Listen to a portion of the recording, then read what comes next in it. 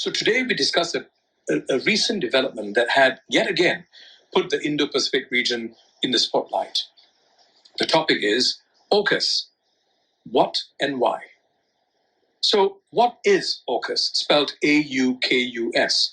It is a trilateral security arrangement between Australia, the UK and the USA, announced 2 weeks ago on the 15th of October. At the launch, Australian Prime Minister Scott Morrison described it as, quote, a partnership where our technology, our scientists, our industry, our defense forces are all working to deliver a safer and more secure region that ultimately benefits all. At the same launch event, British Prime Minister Boris Johnson said, this will be one of the most complex and technically demanding projects in the world, lasting for decades and requiring the most advanced technology.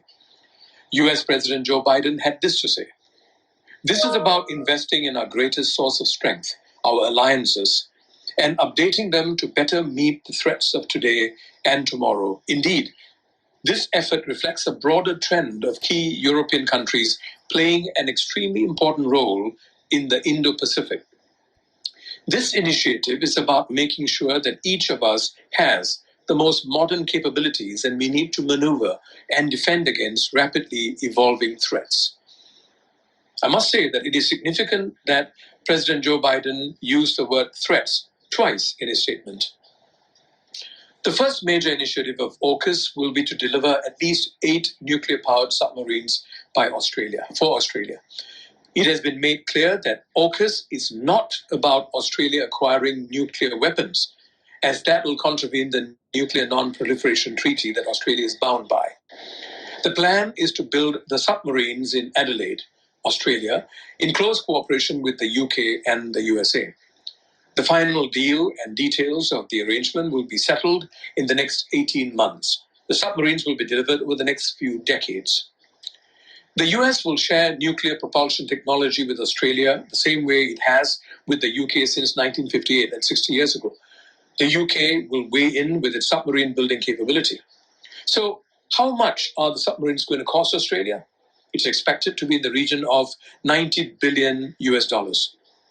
So what can nuclear-powered submarines do that normal diesel-powered submarines can't? Number one, they don't require refueling. This is because they are commissioned with enough uranium fuel to last more than 30 years. Second, they can operate at high speeds for longer periods of time. And third, and very importantly, nuclear-powered submarines do not require air.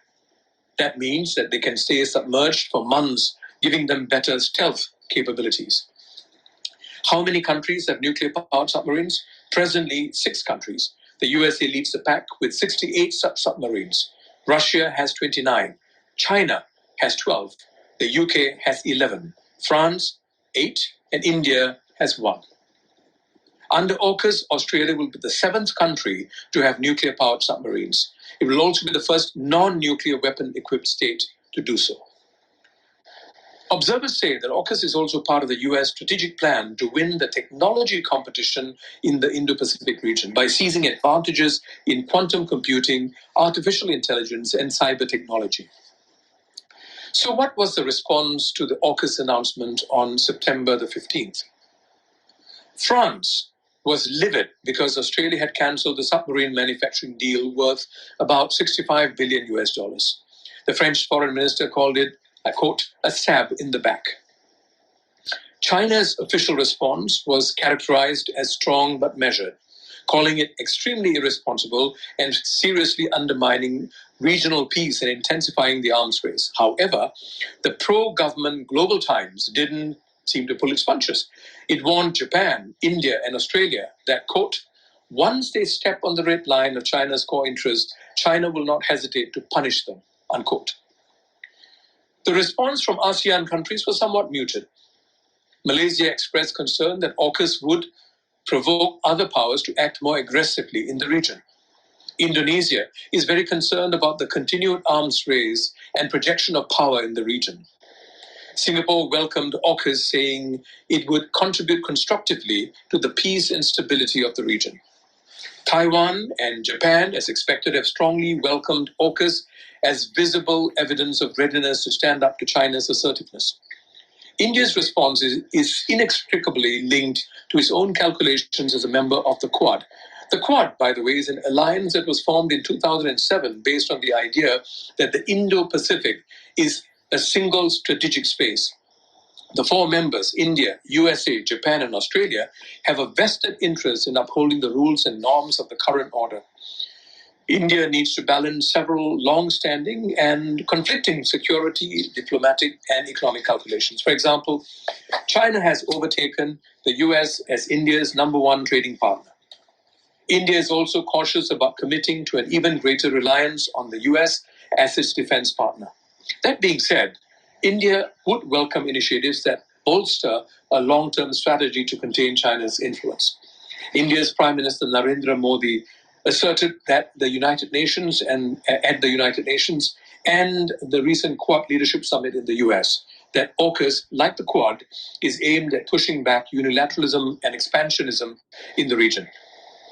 India's External Affairs Minister explained India's nuanced position succinctly. He said, "The more platforms you have, the more people work with each other, the larger the consensus, and that's good."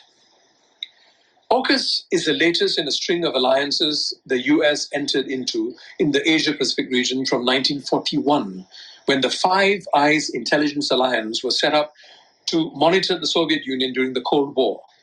That was in 1941. The alliance comprised the USA, the UK, Canada, Australia, and New Zealand. Then, in early 1950s, there was the famous San Francisco system, a consolidation of alliances in the Asia-Pacific region. The Communist Revolution in China in 1949 was a key trigger, that is, to contain communism. In 1951, there was the ANZUS Treaty, ANZUS, between the US and Australia and New Zealand. Between 1951 and 1954, the USA created a hub and spoke system in the Asia-Pacific theater through a string of bilateral security treaties with the Philippines, with Japan, Korea, and the Republic of China, or Taiwan, as it's called. In 1955, the Southeast Asia Treaty Organization, or CETO, was formed to protect the integrity of the region. The 8 members of CETO included Thailand, the Philippines, USA, UK, Australia, New Zealand, France, and Pakistan. Now, let's move on to China's actions in the region. In the last 100 years, China has engaged in several military campaigns. These include the Battle of Chamdo against Tibet in 1950, the Korean War from 1950 to 1953, the Tibetan Uprising of 1959, the China-Burma border campaign from 1960 to 61, the Sino-Indian War of 1962, the Sino-Soviet border conflict of 1969, the Battle of Paracel Islands in 1974, and the Sino-Vietnamese War of 1979. Over the last few decades, China's Navy has rapidly expanded. As of 2019, the Chinese Navy has 335 ships, making it larger than the US Navy's fleet of 296 vessels. What's particularly impressive is China's shipbuilding and launching capability. The speed at which this is being done. Between 2014 and 2018, in just 4 years, China launched more submarines, more warships, amphibious vessels, and auxiliaries than the total number of ships currently serving the individual navies of Germany, India, Spain, and the UK. However, when you compare total tonnage of the naval vessels, China's is less than half of that of the US Navy. Why is this so? Well, this is primarily because of the 11 Nimitz-class aircraft carriers in the United States Navy, each displacing about 100,000 tons. Concerns that AUKUS will push China to respond with a show of force appears to already start playing out. Just a week ago, you may be aware that from the 18th of October, we saw the first joint Chinese and Russian naval exercise in the Western Pacific. A flotilla of 10 warships completed a near circle around Japan's main island. Both countries said that it was a means of ensuring stability in a volatile region.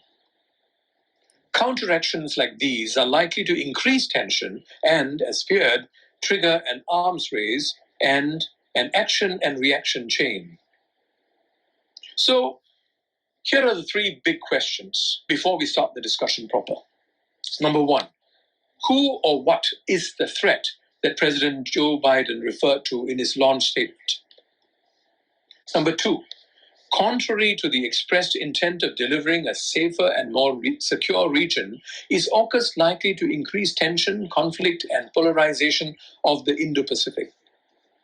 Third, President Joe Biden said that AUKUS reflects a broader trend of key European countries playing an extremely important role in the Indo-Pacific. Is this what the countries in the region desire?